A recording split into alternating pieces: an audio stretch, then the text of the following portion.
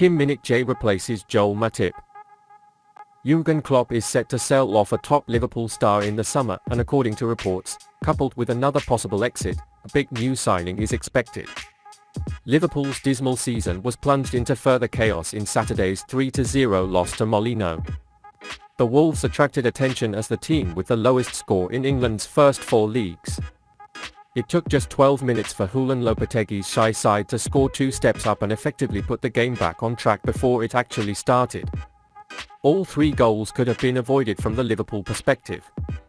The Wolves' inability to put pressure on their ball carriers cost them dearly. The Liverpool defeat was predicted by expert Gabriel Agbonlahor after learning that Klopp would be forced to field the defensive Joel Matip-Joe Gomez matchup. Virgil van Dijk and Ibrahima Konate are currently ruled out due to hamstring issues. It has been a sober season for Matip, who has been among Liverpool's most consistent performers in the past. However, now 31 years old and apparently on the decline, speculation has begun to swirling that his time at Anfield will be coming to an end. Whispers are mounting for separation from within the club, as previously reported. Matip will leave at the end of the season. At this stage, Matip will only have 1 year left on his contract, and a sale would make sense unless a new deal is made. Now, a new report from Football Insider has added fuel to the fire. Moreover, they claim that a second out at the centre-back will result in a new arrival in the position. The report said Liverpool will listen to offers for the Reds veteran over the summer. It was later alleged that Liverpool planned to allow both Matip and Nat Phillips to leave the club. Phillips is regularly linked to a Liverpool outlet at every window. However, when it's time to truly say goodbye, the Reds always seem to be battling injuries at the centre-back.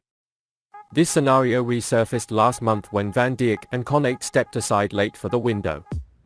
As such, Liverpool could not afford to sell Phillips, although they were in talks about a move deeper into the January window of Turkish giant Galatasaray.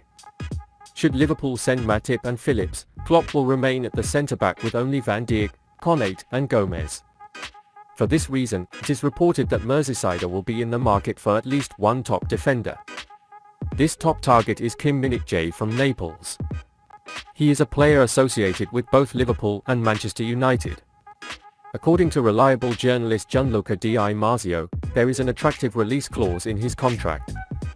The 26-year-old South Korean player is reportedly likely to be signed by overseas clubs over the summer for €50 million.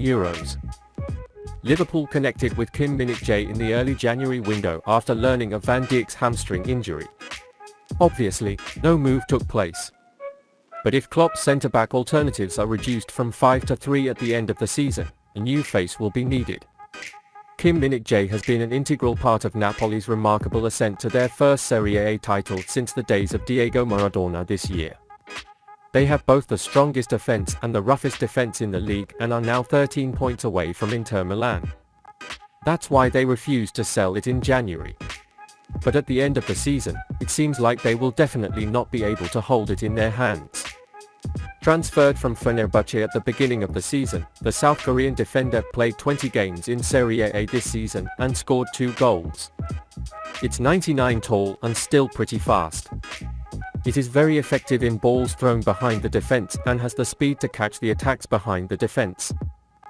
In particular, he is capable of solving the problems Liverpool have experienced this season. Although their relationship with the ball is not at a high level, their pass success rate is quite good. Moreover, he can establish a clear advantage in air cannons. For the player nicknamed the Beast, €50 million at the end of the season may seem quite reasonable. Because the fees to be obtained from the sales can cover this transfer fee.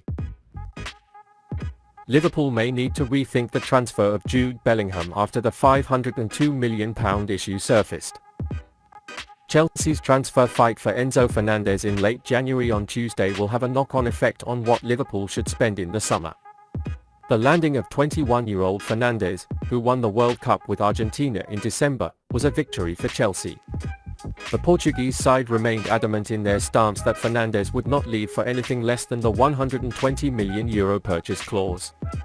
Chelsea eventually succumbed to these demands and Benfica sold a player for £95 million more than they paid for him last summer. Liverpool were inactive in January, causing the anger of many Reds fans. The £37 million signing of PSV Eindhoven's Cody Gakpo when the window opened was the only piece of work finalized by the Reds.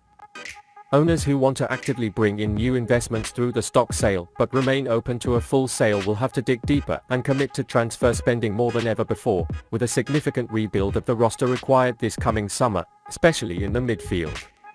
It gained extra importance with Fenway Sports Group. Jude Bellingham is one player who tops Liverpool's shortlist.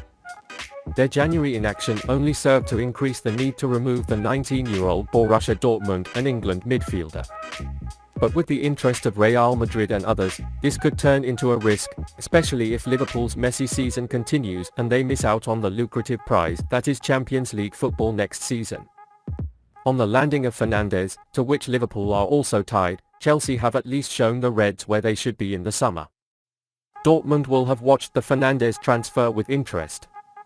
He's 2 years older than Bellingham but has less experience at the top of club football. His World Cup success is definitely helping the price tag and Chelsea's willingness to meet it.